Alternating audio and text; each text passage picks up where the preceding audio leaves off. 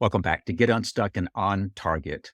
I'm Mike O'Neill with Bench Builders. And whether we're working with supervisors to improve their people skills or it's me coaching a leader one-on-one, getting leaders and companies unstuck is at the heart of everything that we do. And that's exactly what this podcast is all about.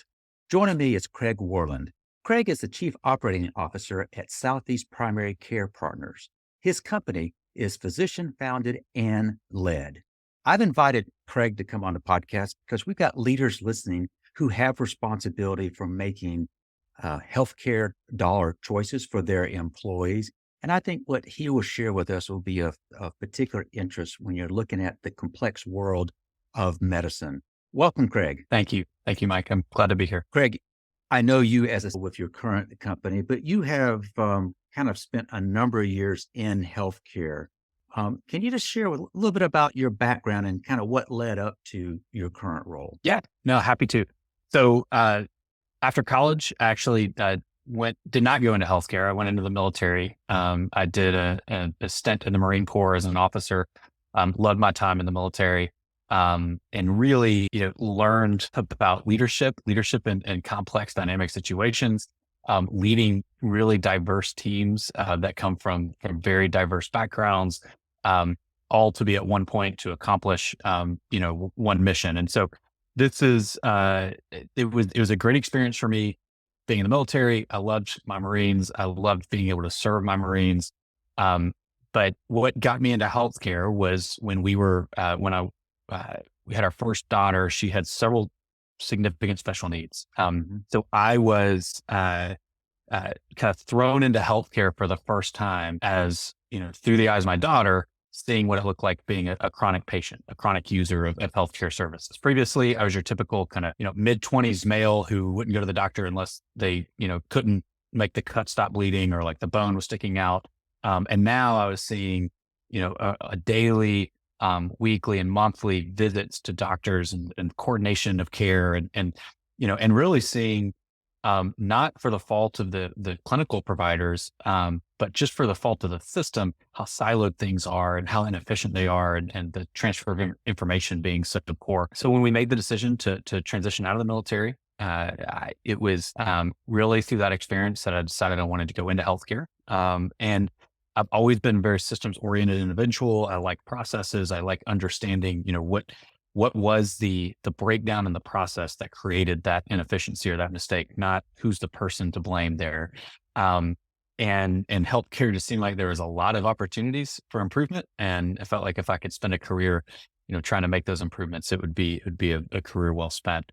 So I, after leaving the military, I was lucky enough to be hired at a nonprofit community health system in Georgia. They really brought me in as what they called an administrative resident. I'm not clinical. I don't have a clinical background, but they did bring me in to bring me into kind of a training program to become an administrator. It was through that experience that I was able to really understand just how complex healthcare is from the provider side.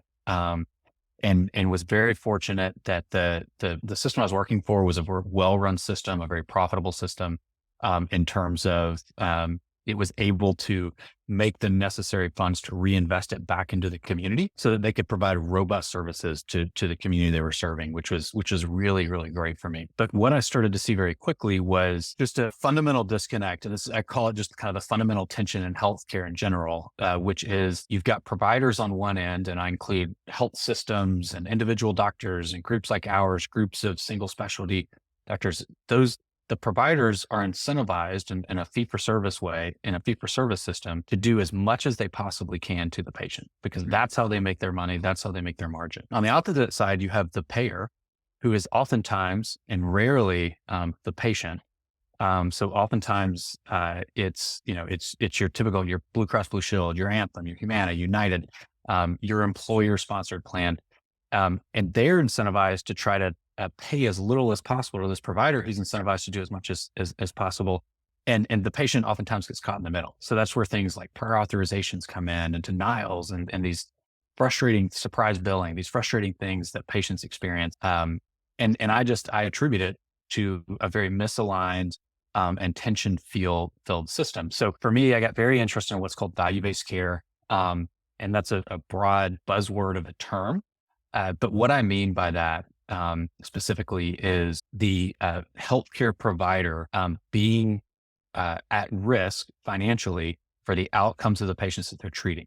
So what it does is it takes this payer on this side and the provider on this side, and it starts to align them to where we're all trying to do the right thing and not trying to ration care or reduce necessary care, but to actually think about what's the long-term implications if I invest more on the front end. So the example I use a lot is a patient that may have been recently diagnosed with diabetes. If we invest more, bring them in, teach them how to manage that chronic disease, and bring them into the primary care office to get their A1C measured, to get additional labs completed, to talk to the nutritionist. We've now made that front end investment so that down the line, that patient is not having to go to the emergency room. We have some patients that go, 30 and 40 times a year. Mm. Or they're admitted for 100 days a year.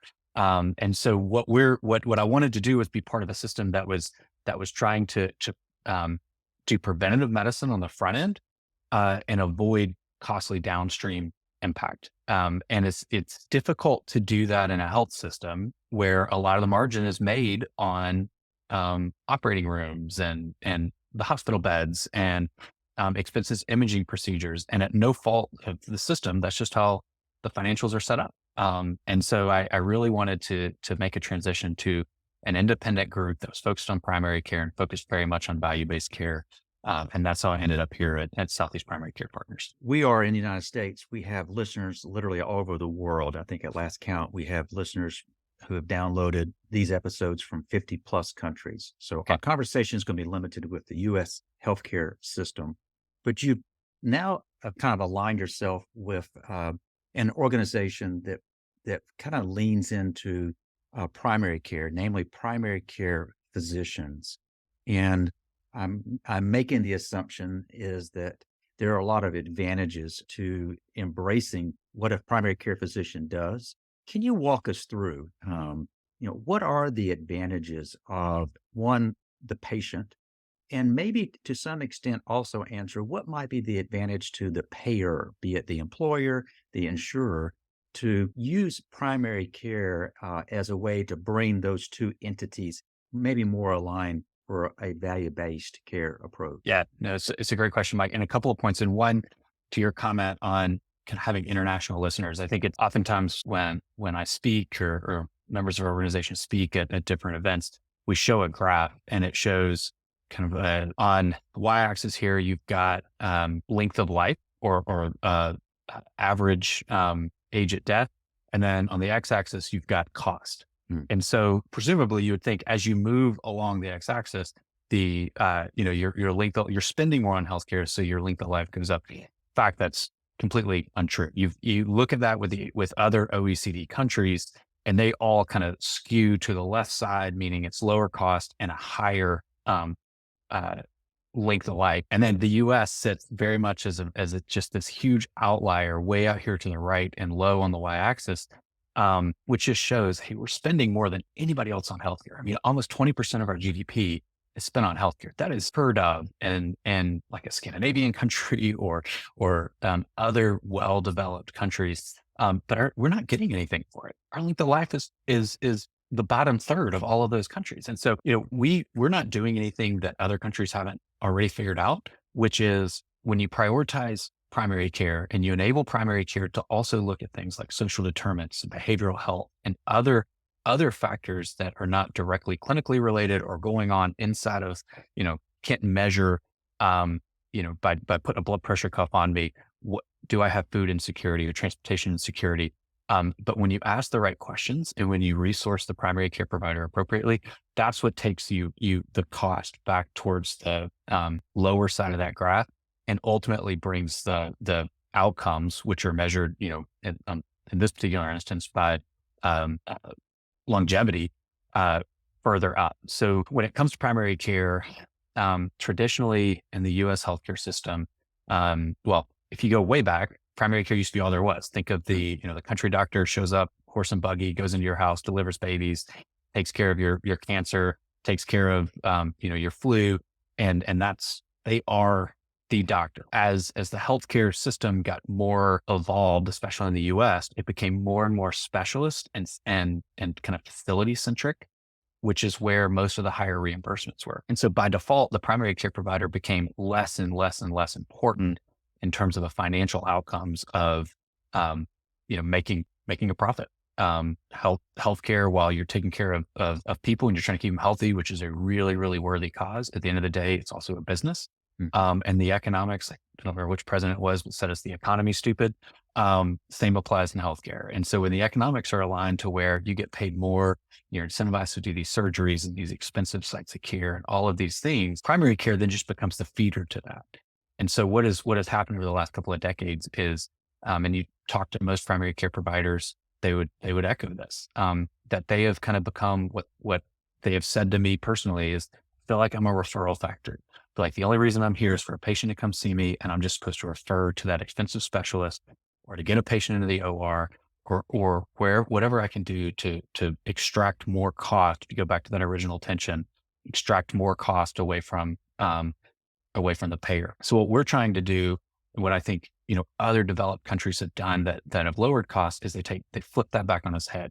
And they say, no, no, no, primary care should be at the center of all of this. And all of you all, the ORs, the imaging centers, the specialists, you are here as a tool to the primary care provider whose number one goal is to increase the quality of care that their patient is receiving, not feed you because you're going to get reimbursed higher.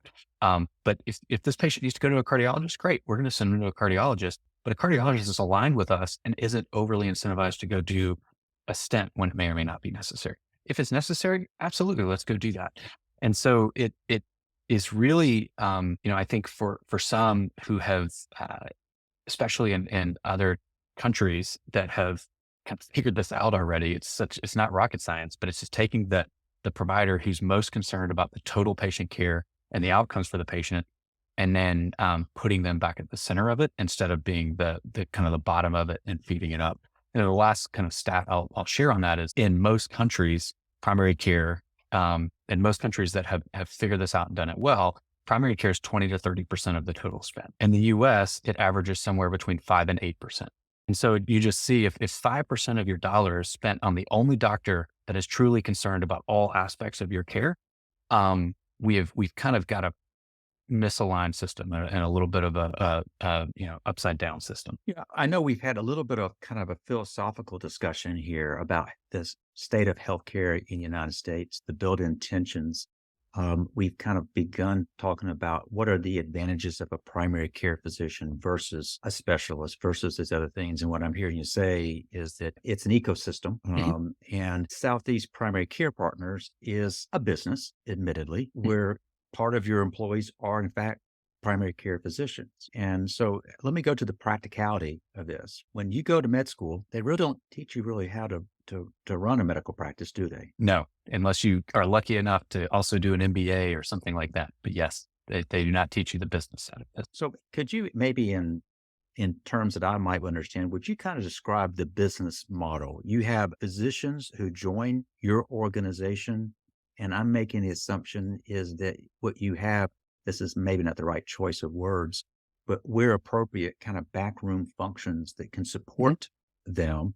But can you walk us through the kind of the business model for your company? Yeah, no, it's absolutely. And I'm happy to share this. So for our physicians, our selling point when you join our group is, especially as an independent provider.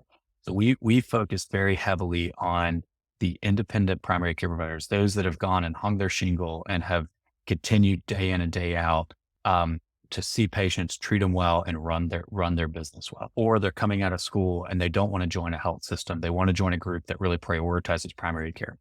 So when they come in, our pitch is, what we do for you is we take care of, to your point, all of the ancillary kind of business functions that need to be taken care of. And we want you just to focus on the patient care. And so, and because of the business model where we're taking risk and our revenue is generated, and our profit is generated by actually reducing unnecessary care downstream, we are very incentivized to resource these providers with things that traditionally they haven't been able to get. So it makes a lot of sense for us to give them an ultrasound and an X-ray and cardiac telemetry devices and a robust set of labs that they can order either in-house or send out for rapid returns, because they are very concerned and very focused on making sure that they are doing very comprehensive visits with these patients, understanding everything that's going on with these patients, and then establishing a care plan that prevents that patient from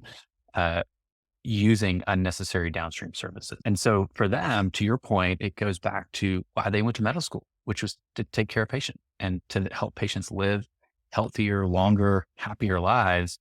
And with us, they don't have to worry about all that outside stuff, the CPT codes, are we getting reimbursed for this? Are we getting denied for this? That's our problem. We'll figure that out. Um, we just want you to see the patients, do a comprehensive visit with the patient, and ultimately be thinking about, where is this patient going to be next year, 10 years or 20 years down the line? Not just how can I do as much as possible for this patient in the room just to maximize my reimbursement, which is traditionally what the system has had it set up as. In my intro, I described your company as physician founded and physician led.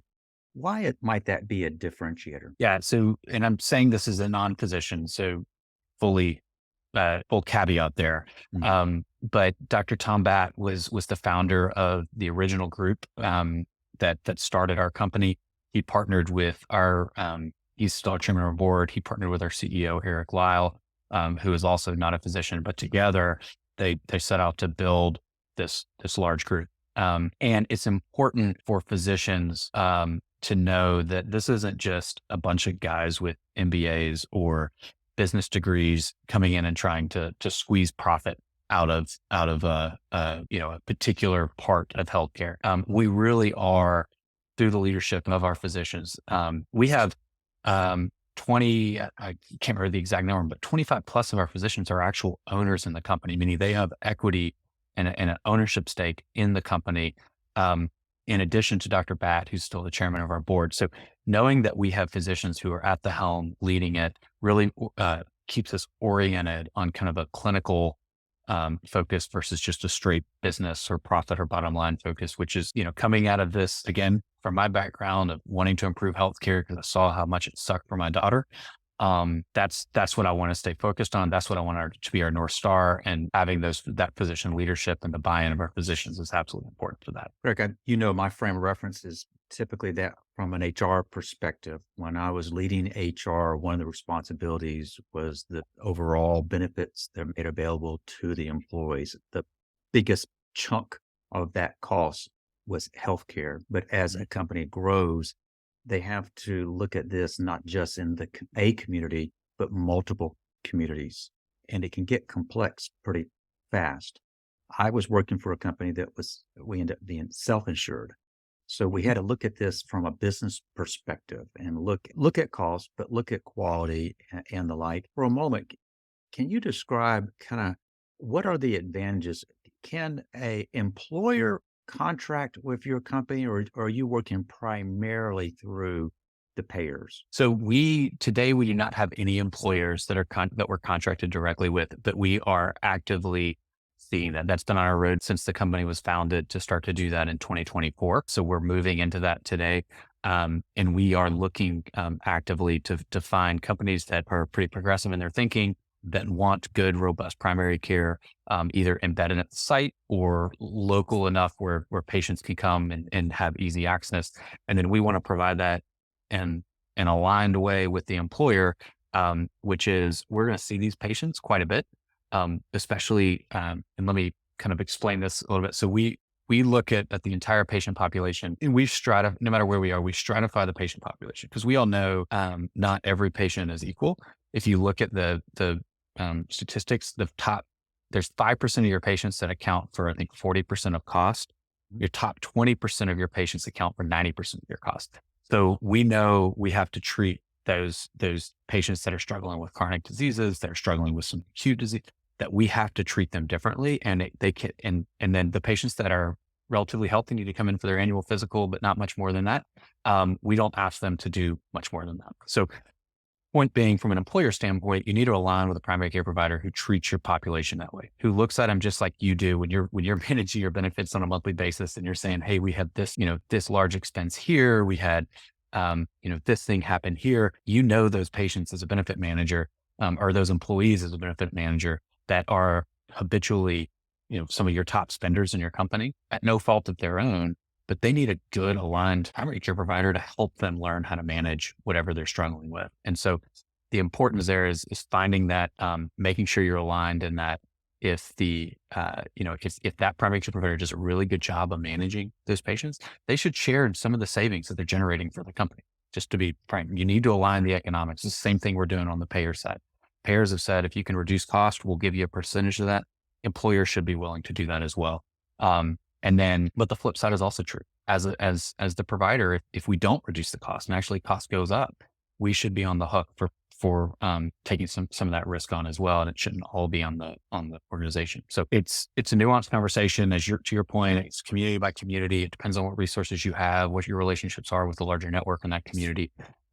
But it's a conversation that needs to be had. And I am obviously biased, but I recommend it's had with the primary care provider first. Well, I'm acknowledging up front that I have a bias, and that is I've had a primary care physician for many, many years. I'm happy to say that that physician is a regular listener to this podcast. Yeah. But I've seen the value that this doctor can provide me over a much longer time period. Craig, you've had an interesting background from military to working in a large nonprofit system to now as COO of the group that you do.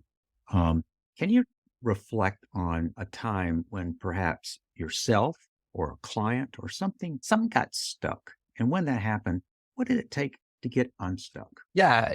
I think every time because we're growing rapidly, we have, we have tripled in size over the last 2 years. So went from about 40 primary care providers to now well over 150. And so through that growth, inevitably you're having these individual conversations with physicians. Some of them have been running their own clinic for 30 years, and they have finally decided, it's time to find a partner. For whatever reason, they don't want to partner with the local health system, or they don't want to partner with some of the other players in the market. They want to stay with somebody who's independent. So when they come and talk to us, there's always that point that you hit a sticky point of, hey, how am I going to handle this situation? Or how am I going to do this situation? And you feel like, okay, we're stuck here. We're not going to be able to get this completed. They're not going to be able to join our group like we were originally hoping, or whatever. And what I found without fail is let's sit down, let's explain. I'll be very transparent and explain why we're doing this. It's not just to be owners. Here's why we approach whatever the topic is this way. And I'd love to get your perspective on why this is so important to you to approach it from a different way. And then let's find that middle ground. And then I always, and this is not my saying, but if you leave, a negotiation like that where one side is happy, then you failed. You should both have felt like you gave a little bit up, but you reached kind of a more common good, which in our case is having that provider, having that physician, as part of our group, part of the largest group in our state, and continuing to help us grow and improve how we're doing clinical care. Greg, when we spoke prior to scheduling this podcast, I learned about that rapid growth of your own organization. To grow as fast as you have presents a whole new set of challenges. As I step back and look at the clients I've worked with, that's a recurring theme. Growth is good, but with growth oftentimes comes growing pains. From Yes. your vantage point, what might be, if you don't mind sharing, what might be the biggest growing pain that your organization has experienced? Yeah. Now, there's probably a list of 4 or 5 things that could hit out the gate. But I think for us, because of our emphasis on really good quality clinical care, part of the challenge, we all now operate out of these electronic medical records that were mandated back in the early 2000s, and everybody loads them, but part of business now. And when you grow like we have, and you grow from, sites to 50 plus sites, everybody's coming on with a different electronic medical record. Everybody's coming on with their data located in different areas. And so part of our biggest challenge is getting all of that kind of source together, so that we can get the insights we need to and be able to apply the resources. So we have a team of RNs and LPNs and pharmacists and social workers that kind of sit at the quote unquote corporate level, but are there to provide resources to the providers that are at the clinic site. So, but they need the data to know which patients that they need to reach out to, which patients they need to do medication reconciliation on. We need to be able to see and go back to what I said earlier and really stratify out that population so we can tell, hey, Dr. O'Neill, we need you to focus on these patients and bring these patients in a little bit more frequently than you're bringing in these patients, because we see them, when we look at the historical data, this cohort of patients is in the emergency room far more than the national average, or is admitted far more than the national average. And we want to try to bring that down. It is a huge challenge. And it typically takes months for us to feel like we've got a good access to seamless data and ability to provide good clinical care at kind of the macro level, so that they can really enjoy the resources that we're providing to them. Excellent. I smiled when you referred to me as Dr. O'Neill. What people may not know is for a weekend, I was, Yeah. I was, yeah, I was managing benefits for a large organization, and the American Dental Association asked me to speak Okay. in Chicago, but they had no way of putting me in the system unless they put a doctor in front of my name. And so for the weekend, I was a doctor. So I think I still have the badge to Yeah. prove it. So I was a dentist for a weekend. But this topic that we're discussing, boy, it's complex. It is broad. But as you step back and kind of reflect on our conversation, you reflect on the people who you envision are listening to this podcast, what do you want their takeaways to be? Yeah. I think two things. One is just the importance of primary care. And admittedly, you know, it's like a mechanic telling you the importance of getting your oil changed. I understand it's a little self-serving. But it is, I work here and our entire team is part of this organization because they believe that primary care should be kind of the foundation of which our health system is built on. And we can point to models all over the world that have done that well. So that's thing one is, if you're a aspiring physician, think about primary care. If you are a benefits manager, think about who are those aligned primary care providers in your network, in your communities that you can access and allow your patients to access. So, and if you haven't been to a primary care provider in several years, it's time to go get checked. It is, I can tell you countless stories of where a routine physical has literally saved people's lives because of things that were found, things that were discovered that we were able to get in front of before it got worse. And almost to a T, all of them said, I'm really glad I came in because I almost skipped this. I felt good. I felt healthy. It was inconvenient, but I'm glad I came in and maintained that. And you spoke to it yourself with having that longstanding relationship. So primary care first, and it'd be very focused on that. The second thing is just this idea of creating alignment within the economics of healthcare. CMS, the federal program that has Medicare, which is the largest funder of healthcare in the country, has said they want 100% of their patients to be in a value-based reimbursement model by 2030.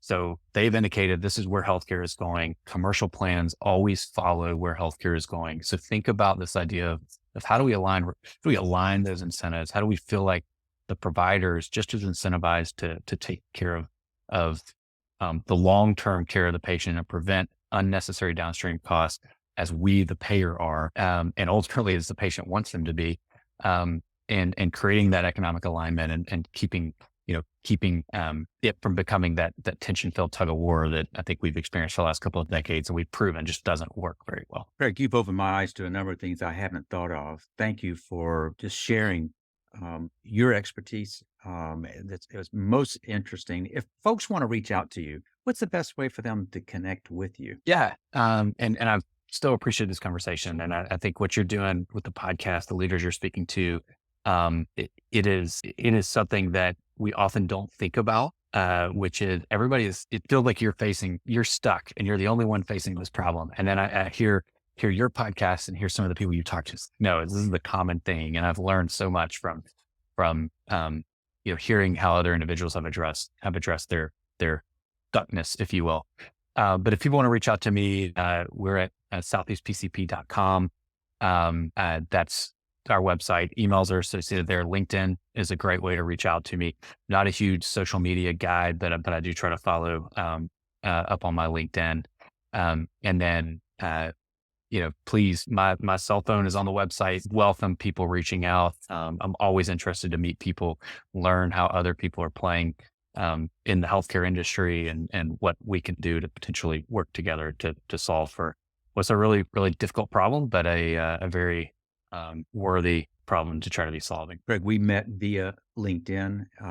Therefore, we will include the contact information that you have shared in the show notes. So if folks are driving down the road, just be assured you can go to the show notes and get all of that. Craig, thank you. Thank you, Mike. I really appreciate it. I've got a question for our listeners. Are people following you because they have to or because they want to? I'm a leadership coach. I work with executives, typically men, who have a track record of success behind them, but they're now feeling stuck. They're frustrated because they're finding out that with each level of success that follows, the bar, it gets set even higher. And they're discouraged because they've worked so hard.